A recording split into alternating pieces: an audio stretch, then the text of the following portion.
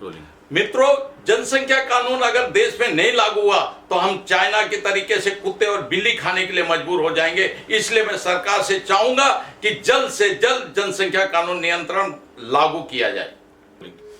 जय हिंद, वंदे मातरम। दोस्तों, मैं आपका रविंद्र के द्विवेदी, राष्ट्रीय अध्यक्ष विश्व हिंदू सेवा संघ।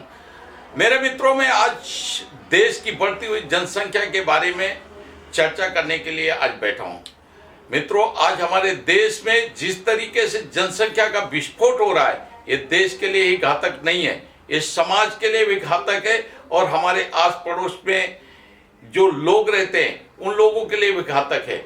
हमारी जो व्यवस्थाओं हमें मिल रही हैं, जो सुविधाएं हैं, उन सुविधाओं के लिए भी घातक है। इसलिए मैं हाथ जोड़ करके देश के सभी निवासियों से अपील करना चाहूंगा कि सरकार पर दबाव डाले और सरकार बिना लेट लपेटाई किए हुए इस विषय में ध्यान आकर्षित करे और देश में एक कठोर कानून जनसंख्या नियंत्रण का बने और वो कठोर कानून ऐसा हो कि जो व्यक्ति इस कानून का पालन नहीं करे उसको इस देश का नागरिक होने का हक उससे छीन लिया जाए, उसे वोटिंग का अधिकार उससे छीन लिया जाए और इस देश में उसको कहीं पे भी जमीन, चाहे वो आवासीय हो, चाहे व्यवसायिक हो या खेती के किसी संबंधित हो, उसका लेने का भी अधिकार छीना जाए।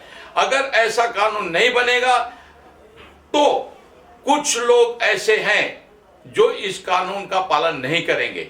इसलिए इस कानून को बनाया जाए और बनाने के बाद ये नियम लागू किए जाएं। दूसरी बात है, मैं इस कानून की चर्चा को लेकर के देश के विभिन्न मठों के महंतों से मिला और मुझे खुशी है कि इस बारे में सभी लोगों का मुझे अभूतपूर्व समर्थन मिला।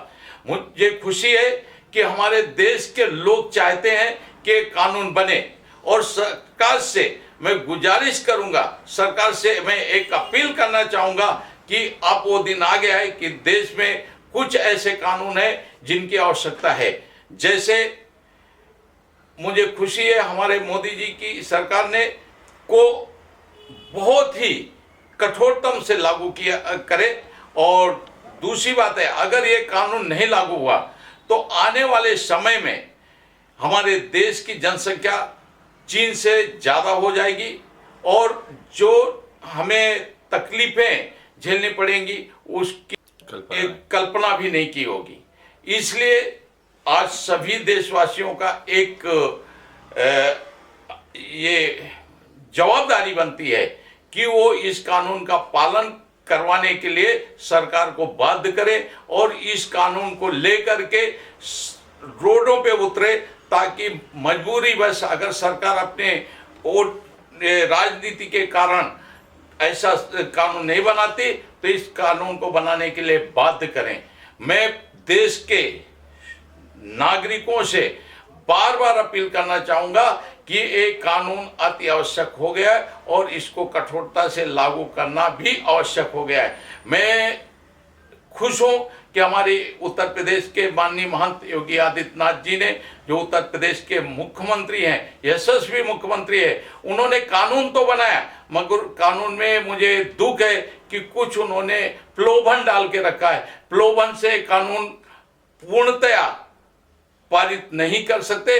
इसलिए मैं माननीय मुख्यमंत्री योगी आदित्यनाथ जी से अपील करना चाहूंगा कि इस कानून को कठोरता से लागू करें, प्रलोभन से नहीं।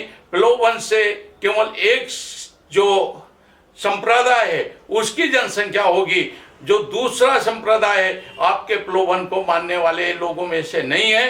वो लोग निरंतर अपनी जनसंख्या बढ़ाएंगे और इससे ये होगा जो हमारे प्रदेश का या देश का संतुलन है, जो धार्मिक संतुलन है, वो बिगड़ेगा और जब धार्मिक संतुलन बिगड़ता है तो पूरे देश की व्यवस्था क्या होगी ये सारे लोग जानते हैं।